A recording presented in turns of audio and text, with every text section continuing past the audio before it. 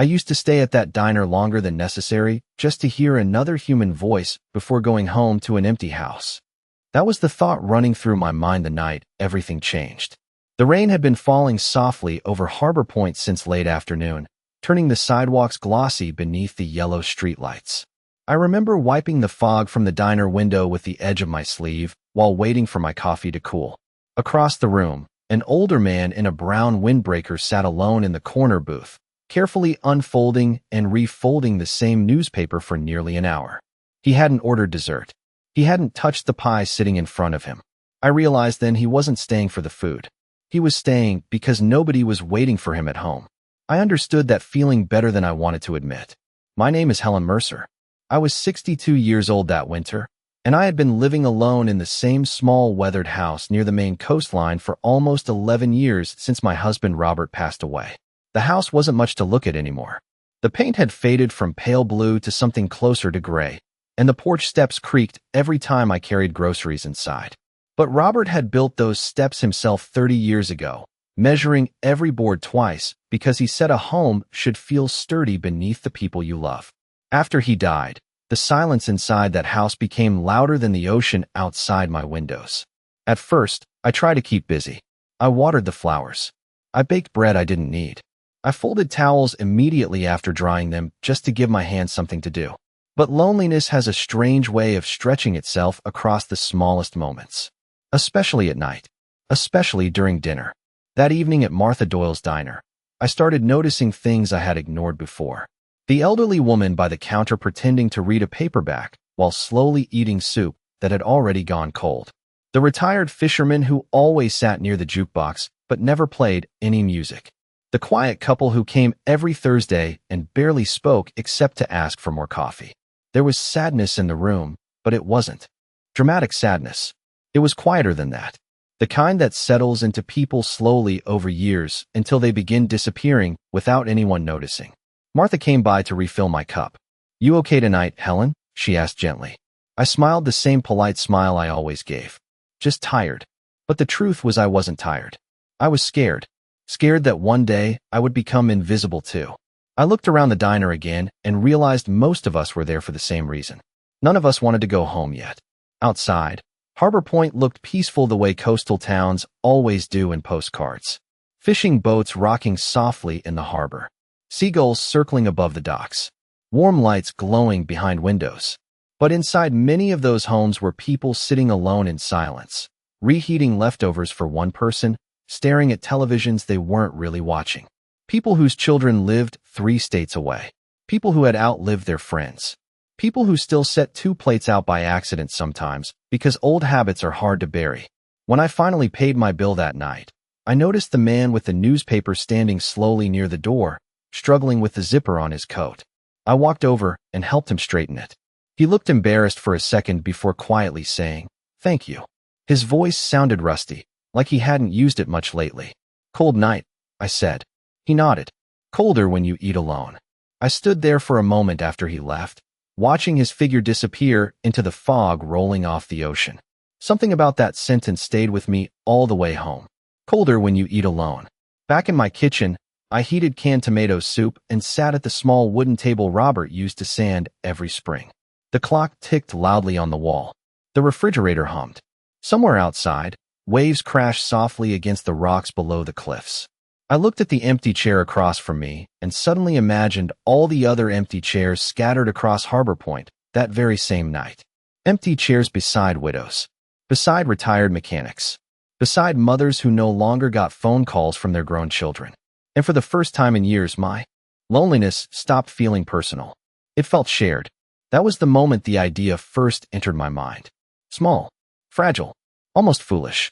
But once it appeared, I couldn't stop thinking about it. What if nobody in this town had to eat alone at least one night a week? The next morning, I woke up before sunrise the way I always did. Old habits stay with you when there is nobody else in the house to interrupt them. The air smelled faintly of salt drifting in from the ocean, and the old pipes rattled softly when I turned on the kitchen faucet. I stood there waiting for the coffee to brew while staring out the window above the sink. Across the street, Mrs. Donnelly was already dragging her trash can to the curb by herself again. She had to be nearly 80 now, but But every Wednesday morning, she still struggled down those cracked front steps alone because her son only visited twice a year. A few years ago, I might not have noticed something like that. Now I noticed everything. After breakfast, I folded the same dish towel 3 separate times before finally setting it down. The house felt especially quiet that morning. Some days silence can feel peaceful. Other days it feels like something pressing against your chest. I wandered into the living room and dusted shelves that were already clean. Robert used to tease me about that. "Helen," he would laugh, "you are going to rub the finish right off this furniture one day." I could almost hear his voice when I touched the old oak bookshelf beside the fireplace. For a moment, I stood there with my hand resting against the wood, letting the memories settle around me. Then the silence returned. Around noon, I drove down to Harbor Point Market for groceries. The parking lot was nearly empty except for a rusted pickup truck and Martha Doyle's old station wagon. Inside the store, I noticed Walter Green standing near the canned soup aisle staring blankly at the shelves, as if he had forgotten what he came for. He still wore that same brown windbreaker from the diner. His shoulders looked smaller in daylight somehow. "Morning, Walter," I said gently. He looked startled for a second before recognizing me. "Oh, morning, Helen." His voice carried that same unused sound to it. We stood there awkwardly beside the soup cans while the fluorescent lights buzzed overhead. Finally, I asked, "You doing all right?" He shrugged once. "Depends on the day." I nodded because I understood exactly what he meant. Some days loneliness feels manageable. Other days it sits beside you at the table like another person. Walter glanced down at the basket in my hand. "You cooking for family?" he asked. I almost said no automatically, but something stopped me. "Not exactly," I replied. "Maybe I am trying to." He looked confused, but before he could ask anything else, another customer passed by and the moment disappeared. On my drive home, I kept thinking about the faces I had seen over the past few weeks. Not just Walter.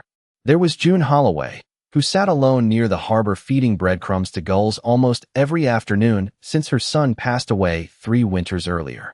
There was old Mr. Perkins who wandered the hardware store just to talk to the cashier about fishing conditions. There were so many people in Harbor Point living inside quiet little routines designed to stretch out human contact for as long as possible. It broke my heart once I finally saw it clearly. That evening, I opened the small cedar chest where I kept important papers and emergency cash. Inside was the money Robert and I had slowly saved over the years for repairs on the house. The back porch needed work. The gutters sagged badly every spring. Rationally, I knew I should not be spending money on anything unnecessary. But loneliness can become dangerous when people carry it long enough. I had seen it happening all around me. I sat at the kitchen table for nearly an hour staring at that envelope while rain tapped softly against the windows. Finally, I pulled out an old notepad and wrote 3 simple words in large block letters. "Free Friday dinner." Beneath it, after a long pause, I added another sentence. "No one eats alone." The words looked almost ridiculous sitting there on the page. I actually laughed quietly to myself. What was I thinking? I was a 62-year-old widow with creaky knees, a leaking roof, and barely enough savings to feel secure. Who was going to come eat dinner in my tiny backyard?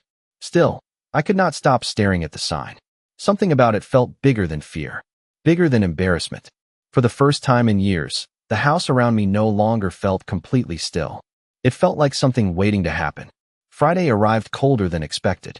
The kind of cold that settles into your bones before winter has officially begun. I spent most of the afternoon moving furniture around my tiny kitchen and wiping down the folding tables Robert used to keep in the garage for summer cookouts. By 4 o'clock, I already regretted the entire idea. The pot of clam chowder simmering on the stove smelled comforting enough, but the house suddenly felt too small, too old, too embarrassing for company. I stood in the middle of the kitchen staring at the handwritten sign taped beside the front gate. "Free Friday dinner. No one eats alone." The black marker had bled slightly from the damp ocean air, making the words look uncertain somehow. Just like me, I nearly took the sign down twice before sunset. Each time I reached for the tape, I stopped myself. Maybe because deep down I knew this was not only about feeding other people. It was about saving something inside myself before it disappeared completely. Around 5:30, the first headlights rolled slowly past the house. I froze behind the kitchen curtains like a nervous teenager. The car slowed near the mailbox, then kept driving. My stomach dropped harder than it should have. Another 30 minutes passed. The chowder thickened too much on the stove. I added milk to stretch it out, even though I was starting to suspect nobody would come. Outside, the wind rattled the porch railing Robert never got around to replacing. The little string lights I hung across the backyard swayed softly in the dark. I remember feeling foolish standing there in my apron with 6 empty chairs waiting around folding tables. By 6:15, I had convinced myself I would quietly pack everything away and never mention this night to anyone. Then I heard tires crunching slowly over gravel. Through the front window, I saw Walter Green climbing carefully out of his truck holding a paper grocery bag against his chest. For a moment, he just stood there awkwardly beneath the porch light, as if he was debating whether to leave. I opened the door before he could change his mind. "You found the place," I said softly. Walter gave a small shrug. "Saw the sign this morning near the post office." He lifted the grocery bag slightly. "I brought dinner rolls. Did not feel right showing up empty-handed." Something about that nearly broke my heart. I stepped aside and smiled wider than I had in weeks. "Come in before you freeze out there." Walter moved slowly through the house, glancing around with the caution of someone who had not been invited many places lately. A few minutes later, another knock came at the door. June Holloway stood there clutching a pie dish wrapped carefully in a kitchen towel. Her silver hair blew wildly in the wind, and she looked nervous enough to turn around at any second. "I hope apple pie is all right," she said quickly. "I almost did not come." "I am very glad you did," I told her honestly. Soon the three of us sat around the folding table in my backyard while steam curled from bowls of chowder into the cold evening air. At first, conversation came slowly. Walter focused hard on buttering his roll. June kept smoothing the napkin in her lap. The silence was not uncomfortable exactly, just unfamiliar, like people remembering how to exist around one another again. Finally, Walter glanced toward the ocean beyond the fence line and quietly said, "My wife used to make chowder every Friday too." June looked up from her bowl. "Mine always burned the potatoes," she admitted softly. Walter laughed. Not loudly, not dramatically, just a rough little laugh that sounded rusty from lack of use. But it changed something immediately. The tension eased. June smiled into her soup. I leaned back in my chair and listened to them talk about old recipes, fishing boats, storms from 20 years ago, and diners that no longer existed. At one point I realized nobody was rushing to leave. Nobody was pretending to check the time. The little string lights glowed softly above us while cold ocean air drifted through the yard carrying the smell of salt and chowder together. And for the first time in longer than I could remember, my house no longer sounded empty. Near the end of the evening, Walter looked around the table quietly before saying, "You know, this feels like something people used to do before everybody disappeared into their own lives." Nobody answered right away, because all of us knew exactly what he meant. The following Friday, I expected maybe the same three of us again. I spent the morning peeling potatoes beside the kitchen window while snow flurries drifted softly over Harbor Point. The radio played old country songs low in the background, and for once the sound did not feel like it was only there to fill silence. Around noon, there was a knock at my front door. When I opened it, Ethan Bell stood there holding 2 glass bottles of fresh milk in one hand and a paper sack in the other. Ethan owned a small dairy farm just outside town. His family had lived near Harbor Point for generations. "Martha told me what you were doing here on Fridays," he said, shifting awkwardly on the porch. "Figured maybe you could use extra potatoes." I looked inside the sack and saw enough potatoes to feed half the town. "Ethan, I cannot take all this." He smiled gently. "Sure you can. My mother used to say nobody should eat supper alone." Before I could answer, he tipped his hat slightly and headed back toward his truck. I stood there watching snow gather on the empty road while the warm weight of that paper sack rested in my arms. That evening, 5 people showed up instead of 3. Walter arrived first again, this time wearing a clean flannel shirt like he had made an effort for the occasion. June came carrying cornbread wrapped carefully in foil. Then, Mrs. Donnelly surprised everyone by appearing at the gate holding a tray of baked beans while apologizing repeatedly for being late, even though dinner had not started yet. A retired mechanic named Frank Harper wandered in after seeing the lights from the sidewalk. "I smelled beef stew halfway down the block," he admitted sheepishly. "Hope you do not mind me joining." I told him there was always room for one more chair. By 7 o'clock, the little folding tables barely fit everyone. Steam fogged the kitchen windows while dishes passed from hand to hand across mismatched plates and paper napkins. The laughter came easier this time, less hesitant, more natural. Walter even told an old fishing story so exaggerated that June nearly spit iced tea laughing at him. "There is no fish in Maine that weighs 200 pounds, she said. Walter shrugged with mock seriousness. Then maybe it was 300. The room erupted into laughter again. I remember standing near the stove pretending to stir gravy longer than necessary, because I wanted to watch them without interrupting the moment. People looked different when they felt seen. Their shoulders relaxed. Their voices softened. Even the lines on their faces seemed less heavy somehow. At one point, Mrs. Donnelly quietly reached for my hand while the others argued over baseball teams at the table. "I forgot what this sounded like," she whispered. "What sounded like?" I asked softly. She looked around the room. "People." Her answer stayed with me the rest of the night. After dinner, nobody rushed to leave. Frank helped wash dishes without being asked. June folded napkins while humming softly to herself. Walter stood near the sink drying plates with surprising concentration, like the task mattered deeply to him. Outside, snow covered the yard in a thin white blanket, while warm yellow light spilled through every window of the house. Around 9 o'clock, little Lucy Palmer appeared at the screen door wearing oversized boots and a knitted hat with snowflakes stitched across it. She could not have been older than 10. "My mom said to bring these over," she announced shyly, holding a tray of sugar cookies. "She said your house smells happier lately." The adults laughed softly, but I felt tears sting my eyes before I could stop them. Happier? I had not realized other people could feel the change too. Lucy stayed long enough to drink hot chocolate, while Walter taught her how to play checkers badly on purpose so she could win. When everyone finally left that night, the silence inside the house felt completely different than before. It was no longer hollow. It felt rested, lived in. As I gathered empty bowls from the table, I noticed something unexpected. The old heaviness I carried around for years had loosened slightly without me noticing. Somewhere between the chowder and the laughter and the snow melting beside the doorway, I had stopped feeling like a woman waiting quietly for life to end. And I do not think I was the only one. By the middle of January, Friday nights at my house had quietly become part of Harbor Point. Nobody announced it officially. There were no flyers anymore, no advertisements, no grand speeches. People simply started showing up with casseroles, folding chairs, and stories they had been carrying alone for far too long. Every week, the driveway filled a little earlier. Every week, the laughter stayed a little later. One Thursday morning, I opened my front door and nearly tripped over a wooden crate overflowing with fresh cod wrapped carefully in butcher paper. A small note sat on top written in uneven handwriting.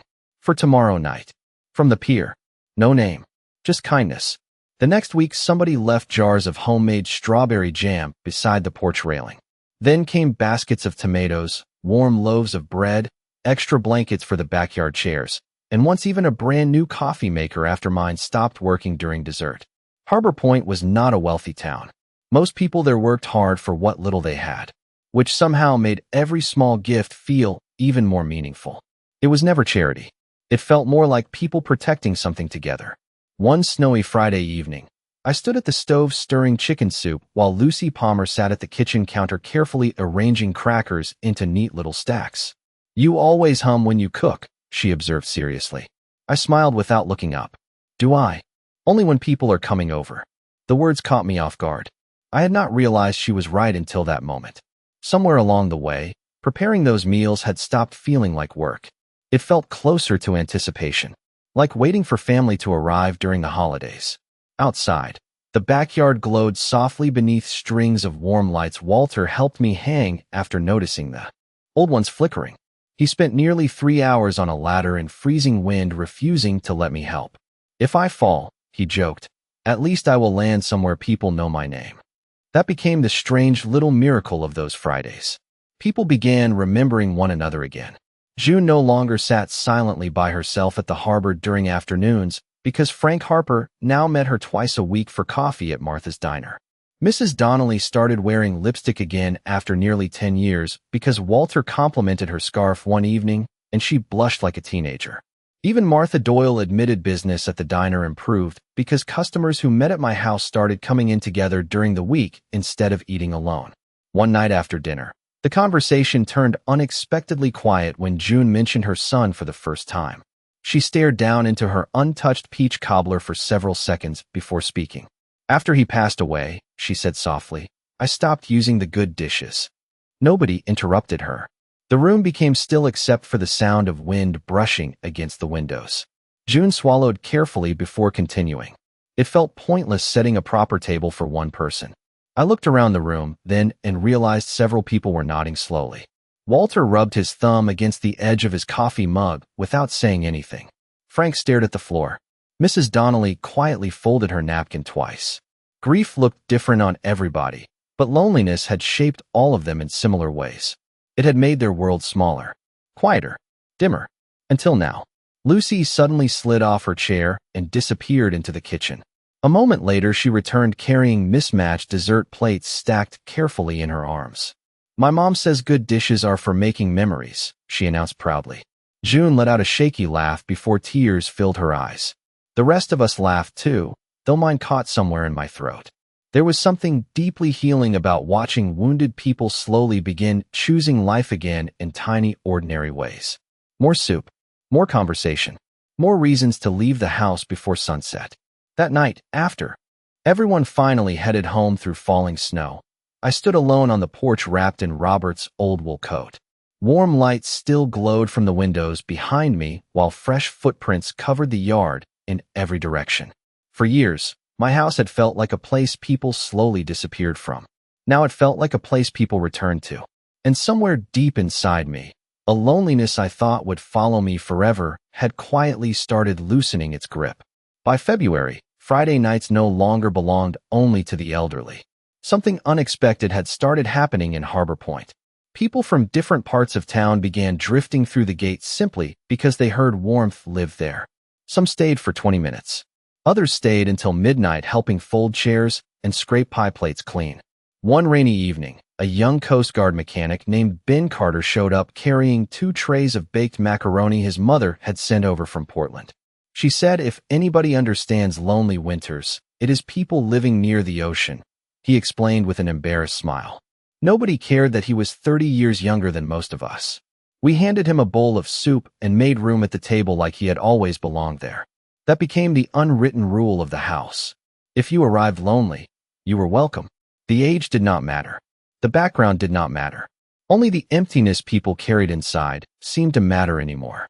One Friday after dinner, while snow tapped softly against the windows, Walter surprised everyone by bringing out an old harmonica from his coat pocket. Found it buried in a drawer, he muttered. Had not touched it since 1998. June laughed softly. You probably forgot how to play. Walter gave her a mock-offended look before lifting the harmonica carefully to his lips. The first notes came out shaky and uneven, but after a few seconds something changed. His shoulders relaxed. The melody steadied. Soon old folk songs drifted through the little house, while everyone tapped fingers against coffee mugs and smiled into candlelight. Lucy even spun clumsily around the kitchen in mismatched wool socks until she nearly crashed into Frank's chair. I remember laughing so hard that night my chest hurt afterward. Real laughter. The kind that leaves tears in your eyes and makes you forget yourself for a little while. Much later, after dishes were stacked beside the sink, Walter remained sitting quietly at the table long after everyone else moved outside to watch snowfall on the porch. The harmonica rested beside his empty coffee cup. I almost sold that thing after Martha died, he admitted suddenly. His voice sounded softer than usual. I sat across from him beneath the warm kitchen light. Why did you not? He stared at the instrument for several seconds before answering. Because I kept thinking maybe one day somebody would want to hear music in this house again. The sadness in that sentence settled deeply inside me. Not dramatic sadness, just the exhausted ache of someone who had spent too many years waking up alone. I know that feeling, I said quietly. Walter nodded once. I think all of us here do. A few nights later, June stayed behind after everyone left. She stood beside the sink drying plates while silence filled the kitchen comfortably between us. Finally, she said something so quietly I almost missed it. Last spring, I used to drive out to the cliffs sometimes and sit there for hours. I looked up immediately. June kept her eyes fixed on the dish towel in her hands. I was not planning anything terrible, she added quickly. I just could not figure out why I was still here after my son died. My throat tightened painfully. June blinked several times before continuing. Then one night somebody told me there was free soup at a little blue house near the harbor. She laughed softly through tears. Sounds ridiculous saying it out loud now. I reached across the counter and squeezed her hand gently. It does not sound ridiculous to me. She looked around the kitchen then. At the steaming kettle. The crowded coat rack by the door. The leftover pie cooling beside the stove. This place gave people a reason to come back out into the world, she whispered. After she left, I stood alone in the quiet house for a long time thinking about everything that had changed over those months. Before all this began, Harbor Point had felt like a town full of separate lonely lives existing quietly beside one another. Now people checked on each other during snowstorms. They delivered groceries without being asked. They remembered birthdays again. Somehow a few folding tables, homemade soup, and warm lights in an old widow's backyard had slowly stitched invisible threads between people who thought they were alone. And the strangest part was realizing that while I believed I had been saving others from loneliness, they had been saving me too. Winter along the Maine coast has a way of wearing people down slowly. By late February, the snowbanks beside the roads in Harbor Point had turned gray with salt and slush, and the ocean wind seemed colder than ever. Most mornings I woke up with an ache deep in my shoulders that lingered long after coffee. At first I ignored it. There was too much to do now for me to pay attention to small discomforts. Fridays had grown bigger than I ever imagined. Some nights we had nearly 20 people squeezed between the kitchen, dining room, and backyard heaters Walter insisted on borrowing from his cousin's garage. There were always dishes to wash, soup to stir, chairs to unfold, desserts to cool by the windows. And honestly, I loved every second of it. But age has a quiet way of reminding you that kindness still weighs something when you carry it long enough. One Thursday afternoon, I nearly dropped an entire pot of stew after a sharp wave of dizziness hit me near the stove. I grabbed the counter quickly before the room tilted completely sideways. Lucy happened to walk in carrying fresh rolls from Martha's Diner at that exact moment. Her eyes widened immediately. "Miss Helen, are you okay?" I forced a smile too quickly. Just stood up too fast. But Lucy did not look convinced. Children notice more than adults think they do.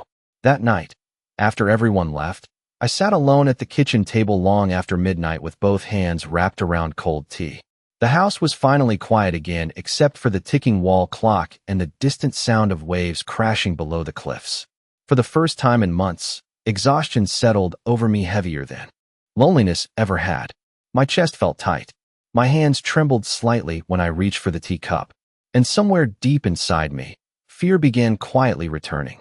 The next morning, I woke before dawn with a pounding headache and barely enough energy to climb out of bed.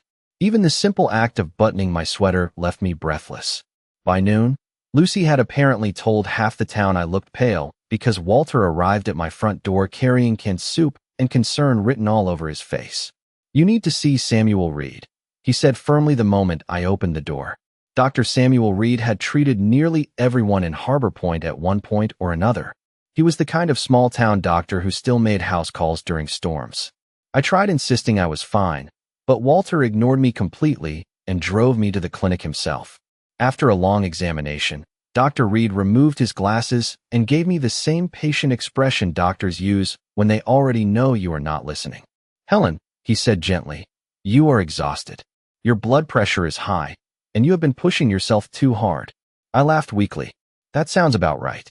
But Dr. Reed did not smile. "I mean it. You need rest. Real rest." The word rest frightened me more than I expected.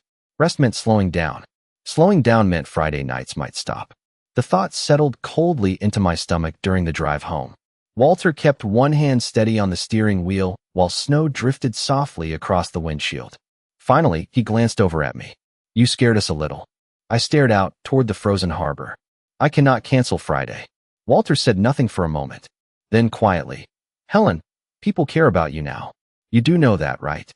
His words nearly unraveled me, because part of me still thought of myself as the lonely widow at the diner watching life happen around her. I had not fully realized that somewhere along the way, Harbor Point had started thinking of me differently too. By Friday afternoon, I still tried convincing myself I could manage dinner somehow. I stood in the kitchen chopping carrots slowly while dizziness pressed against the edges of my vision again. The knife slipped, slightly in my hand. That was when I finally understood the truth I had been avoiding. I could not do this alone anymore. I leaned heavily against the counter and looked around the quiet kitchen. The folding tables were still stacked against the wall, waiting for evening. The string lights outside remained dark beneath gathering snow clouds. For months, this house had glowed with warmth and conversation and life. Now all I could think was how unbearable it would feel if the lights stayed off forever. That Friday morning, I called Walter before sunrise and told him dinner was canceled for the first time in months. My voice sounded weaker than I intended, and I hated that he could probably hear it immediately. "People will understand," he said gently over the phone. "You need rest." I thanked him, hung up, and sat quietly at the edge of my bed staring at the pale winter light creeping through the curtains.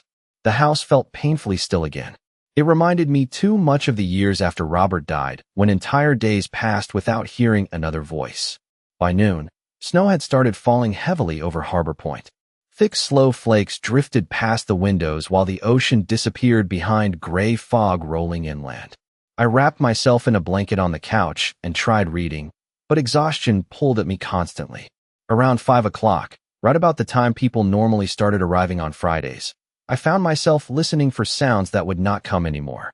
No laughter outside, no car doors shutting, no smell of soup simmering in the kitchen, just silence. It hurt more than I expected. I think because I realized those dinners had stopped being something I hosted a long time ago. They had become part of my life, part of my heart. The clock above the fireplace ticked slowly towards 6 while snow piled against the porch steps outside. I must have drifted asleep at some point because the next thing I remember was waking suddenly to voices. At first I thought I was dreaming. Soft, muffled laughter carried through the walls along with the unmistakable sound of dishes clinking together. I sat up slowly, confused. Then came another sound. Walter's laugh, followed by June, saying loudly, "Do not burn the onions this time." I pulled the blanket tighter around my shoulders and made my way carefully toward the front door. The moment I opened it, warm light and the smell of food spilled into the cold evening air. My entire backyard glowed beneath the string lights. Every table was covered with dishes brought from homes all across Harbor Point. Steam rose from pots of stew and chowder while snowflakes drifted lazily through the golden light overhead. People moved around the yard carrying trays, folding napkins, and laughing together as though they had been doing this forever. For a second I could only stand there speechless. Walter noticed me first. "Well," he called out with a grin, "about time you got here." June stood beside him, wearing one of my aprons while stirring soup with determined concentration. "Sit down before you fall over," she ordered immediately. "Tonight you are not allowed near the stove." Nearby, Frank Harper struggled unsuccessfully to light extra candles, while Lucy Palmer arranged cookies into careful little circles on dessert plates. Ethan Bell carried firewood toward the outdoor heater, while Martha Doyle handed out mugs of coffee from a giant thermos. Even Dr. Samuel Reed stood near the fence holding a casserole dish and watching me with quiet satisfaction. "You all did this," I whispered. Walter shrugged casually. "You fed half this town for months. Figured it was our turn." Something inside my chest cracked open then. Not painfully, more like ice finally breaking after a long winter. I covered my mouth with trembling fingers as tears filled my eyes before I could stop them. June walked over immediately and wrapped both arms around me without saying a word. For years after Robert died, I thought grief was the hardest part of growing older. But standing there beneath those glowing lights with snow falling softly around us, I realized loneliness had been far crueler. Loneliness convinces people they no longer matter, that their absence would leave no empty space behind. Yet here stood nearly 20 people filling my yard with warmth and noise simply because they cared whether I was sitting alone tonight. Lucy tugged gently at my sleeve. "Miss Helen," she said proudly, "Walter made the chowder exactly how you taught him." Walter pointed a spoon toward her dramatically. "That is a lie and everybody here knows it." Laughter rolled across the yard again. Real laughter. Full and alive and warm enough to cut straight through winter itself. I looked around at all those faces glowing beneath the string lights. People who had once eaten quietly alone in diners and kitchens and dark little houses scattered across Harbor Point. People who had slowly found each other again around folding tables and homemade soup. And for the first time in many years, standing there in the middle of all that light and laughter, I no longer felt like a widow waiting quietly at the edge of life. I felt like somebody's home. Spring arrived slowly in Harbor Point that year. The snow melted inch by inch along the sidewalks, exposing patches of frozen grass and forgotten flower beds beneath the gray winter slush. By April, the fishing boats returned fully to the harbor again, and people began opening windows to let fresh ocean air drift through their homes after months of cold. I spent most mornings sitting on the front porch wrapped in Robert's old sweater, drinking coffee while watching the town wake up around me. Things felt different now, not just inside my house. Everywhere. Walter no longer ate alone at Martha's Diner because somebody always waved him over to join their table. June started volunteering twice a week at the church pantry after years of barely leaving her home. Frank Harper fixed Mrs. Donnelly's broken fence without charging her a dime because, as he loudly insisted, neighbors are supposed to help each other. Even Lucy Palmer began stopping by after school almost every afternoon to help me water flowers and organize recipe cards like she had appointed herself my personal assistant. One sunny Friday evening, nearly 6 months after that first awkward dinner with Walter and June, I stood in the backyard watching people fill the tables once again. The old string lights swayed gently overhead while the smell of baked chicken and cornbread drifted through the cool spring air. Someone had brought fresh tulips from their garden and placed them in mason jars across the tables. Laughter rolled easily across the yard now. Comfortable. Familiar. Like people who no longer needed permission to belong. I noticed Walter teaching Ben Carter how to play checkers beside the porch steps, while Lucy loudly accused both of them of cheating. June stood near the dessert table arguing with Martha Doyle about the correct way to make peach cobbler. The sound of it all settled deep into my chest with a warmth I still struggled to describe sometimes. Dr. Samuel Reed eventually wandered over carrying 2 cups of coffee and handed one to me. "You look stronger," he observed quietly. I smiled. "I think I am." We stood there for a moment watching everyone together beneath the lights. Finally, he said something that stayed with me long afterward. "You know, Helen, most people spend their whole lives waiting for somebody else to create community around them." He glanced toward the crowded tables. "You just decided to start one yourself." I looked out across the yard again after he walked away. At Walter laughing hard enough to wipe tears from his eyes. At June carrying extra blankets out for people once the evening air turned colder. At neighbors who once passed one another silently on sidewalks, now sharing stories over coffee and pie like old friends reunited after years apart. And suddenly I understood something I had missed all along. None of us had truly been searching for food, or entertainment, or even company. We had been searching for proof that we still mattered to someone, that our lives still left warmth behind them. Later that night, after dinner plates had been cleared away and stars appeared above the harbor, Walter tapped his glass gently with a spoon until the yard quieted down. "I have something to say," he announced awkwardly. Everyone turned toward him. Walter cleared his throat once before looking directly at me. "A year ago, most of us here were living alone with our grief, thinking nobody would notice if we disappeared." The yard grew very still. Then Helen opened her front gate and somehow reminded an entire town how to care about each other again. My eyes immediately filled with tears before he even finished speaking. Walter shook his head with a small smile. "You gave people a place to come back to." Nobody spoke for several seconds afterward. Then June quietly reached across the table and squeezed my hand while Lucy leaned sleepily against my shoulder beneath a blanket smelling faintly of wood smoke and laundry soap. I looked around at every face glowing softly beneath the string lights. None of them were related to me by blood, yet somehow they had become the closest thing to family I had known in years. Family was not always the people who shared your name or your history. Sometimes family was simply the people who showed up. The people who noticed when your porch light stopped turning on. The people who carried soup into your kitchen during winter storms. The people who refused to let you sit alone in the dark once they learned your loneliness by heart. Much later, after everyone finally drifted home through the quiet spring night, I stood alone in the backyard listening to the ocean beyond the cliffs. Empty coffee cups still covered the tables. Soft laughter lingered in the air like warmth after a fire burns low. For years after Robert died, I believed growing old meant slowly losing your place in the world until one day you became invisible. But standing there beneath those glowing lights with the sound of distant waves rolling toward shore, I realized something beautiful instead. Sometimes the loneliest people become the ones most capable of bringing others home.